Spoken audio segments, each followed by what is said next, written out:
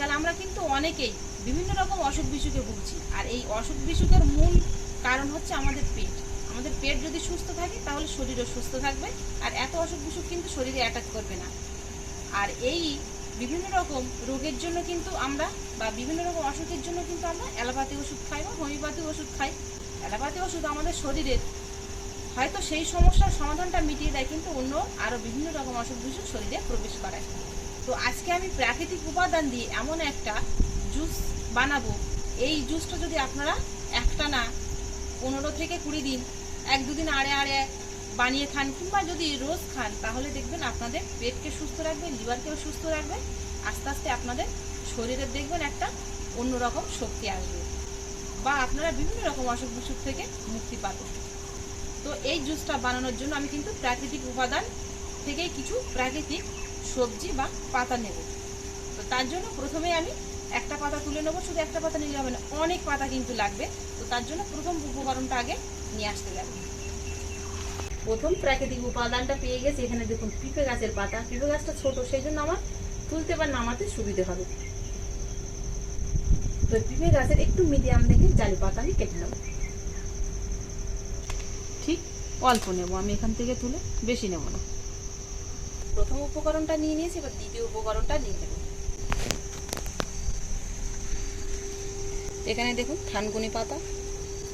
এই থানকুনি পাতা খুবই উপকারী একটা পাতা, যেখানে দেখতে পাবেন তুলে নিয়ে গিয়ে একটু বেটে ভাতের মধ্যে দিয়ে দেবেন। রান্না হওয়ার পরে একটু বাটির মধ্যে সরষের তেল দিয়ে তারপরে আপনারা গরম ভাতের সঙ্গে খাবেন।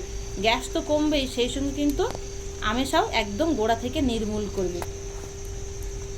এবার এই পাতা কিছুটা তুলে নেবো আমি। এখানে অল্প রুইয়েছিলাম, তো এখানে খুব বেশি হয়নি, 8-10টা মতো পাতা তুলে নেব।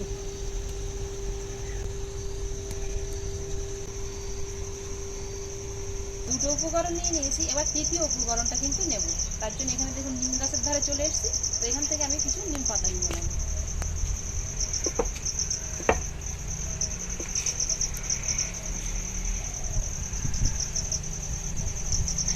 নিম পাতা নামাতে যদি পড়ে যায় তাহলে তো গ্যাস। কোনো রকমে একটা ডাল পেয়েছিলাম, তাই নিয়ে নিলাম। একটা ডাল পেয়েছি, আলগুলো সব উপরে, তবে এতে হয়ে যাবে। 3টে উপকরণ নিয়েছি, এবার কিন্তু চতুর্থ উপকরণে যাব।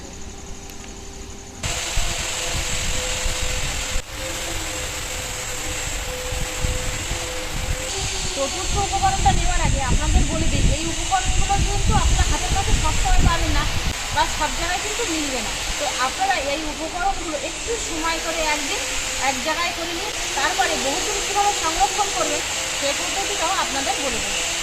এবার এখানে চতুর্থ উপকরণটা নেওয়ার জন্য একটা লাঠি নিয়েছি, লম্বা লাঠি লাগবে আমার। চতুর্থ উপকরণটা নেব আমি সজনের পাতা। তো এখানে গাছটা প্রচুর বড় আর পুরো ঝোপঝাড়ে ভর্তি, তবু আমার নামাতে হবে পাতা। যেভাবে হোক পাতা নামিয়ে নিতেই হবে আজকে। তো বাড়ি মেরে পাতা নামিয়ে নেব।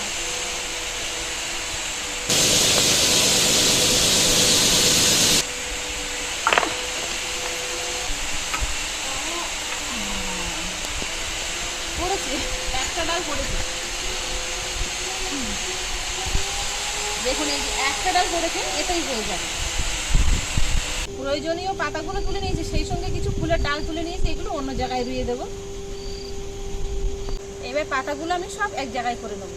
সজনে পাতার মধ্যে কিন্তু বর্ষার সময় একটু পোকা থাকবে, আপনারা বিশ্বাস করবেন না অনেকে দেখলে, কিন্তু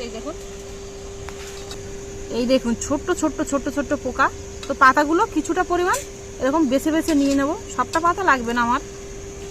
এবার শুধু কিন্তু এই পাতা না, এর সঙ্গে আরও উপকরণ লাগবে এই জুসটা বানানোর জন্য। আপনারা দেখতে থাকুন পুরো ভিডিওটা, আশা করছি আপনাদের ভীষণ ভালো লাগবে আর উপকৃতও হবেন খুব। আর একটা উপকরণ এখানে নিম পাতা নিয়ে নেবো এবার ছাড়িয়ে। নিম পাতাও কিন্তু অনেক বাসা থাকে, নিম পাতা পোকা না হলে বাসা হয়, তো একটু বেছে নিয়ে নেব। 4টে উপকরণ নিয়ে নিয়েছি, পরিষ্কার জল দিয়ে উপকরণগুলো এবার ধুয়ে নেব।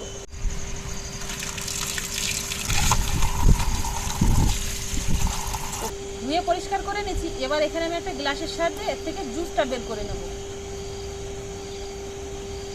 থেঁতো করে। তবে মিক্সার থাকলে আপনারা মিক্সারেও জুসটা বের করতে পারেন পেস্ট করে ছাঁকনির সাহায্যে, আবার নইলে শিলে থাকলে শিলেও থেঁতো করে জুসটা বের করা যাবে।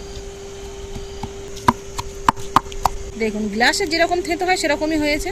শিল আর মিক্সার হলে খুব ভালো হতো। রসটা বের করে নেব। এবার একটা হাতের সাহায্যে আমি ঠিক এভাবে চাপ দিয়ে জুসটা বের করে নেব।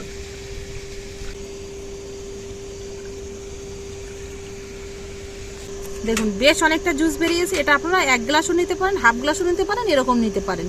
মানে আমি যে উপকরণগুলো নিয়েছি এই উপকরণগুলো আপনারা একটু বেশি বেশি করে এক জায়গায় জোগাড় করে তারপরে কিন্তু কড়াই ভাজবেন না, একদম টানা রৌদ্রে দিয়ে শুকিয়ে নেবেন। শুকিয়ে নিয়ে তারপরে আপনারা পাউডার বানিয়ে কৌটোর মধ্যে ভরে রেখে অনেক দিন খেতে পারবেন। আর অনেক সময় কাজের ক্ষেত্রে তো সময় হয় না, তবে পাউডার বানিয়ে রাখলে কিন্তু সেটা আপনারা হাতের কাছে টপ করে পেয়ে যাবেন। এখানে নিয়েছি হলুদ গুঁড়ো। তো এই হলুদ গুঁড়ো আমি 1 চিমটি পরিমাণ এর মধ্যে দিয়ে দেবো, দিয়ে খুব ভালো করে মিশিয়ে নেব। এই হলুদটা গুঁড়োর পরিবর্তে কিন্তু আপনারা কাঁচা হলুদের রসও নিতে পারেন। যেহেতু আমার কাছে এখন কাঁচা হলুদ নেই, সেই জন্য আমি গুঁড়ো হলুদটা নিলাম।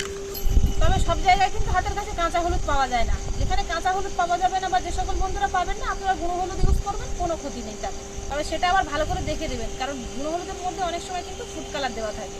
সকালে খালি পেটে খাবার জন্য রেডি হয়ে গেছে। আর সকালে আপনারা যদি খালি পেটে ঘুমির থেকে উঠে 1 গ্লাস জল খাবেন বা জল খাবার আগে যদি আপনারা এইটা সেবন করেন 15 থেকে 20 দিন খেয়ে দেখুন, যদি উপকার না পান তাহলে আমাকে কমেন্টে জানাবেন। তবে আমি গ্যারান্টি দিয়ে বলছি বন্ধুরা, অবশ্যই এই জুসটা খাওয়ার পরে আপনারা উপকার পাবেনই। এবার জুসটা আমি আপনাদের খেয়ে দেখাচ্ছি। আপনারা হয়তো ভাবতে পারেন যে আপনি খেলেন না আর আমাদেরকে বলছেন, কিন্তু না, আমি খেয়ে আপনাদের দেখাচ্ছি।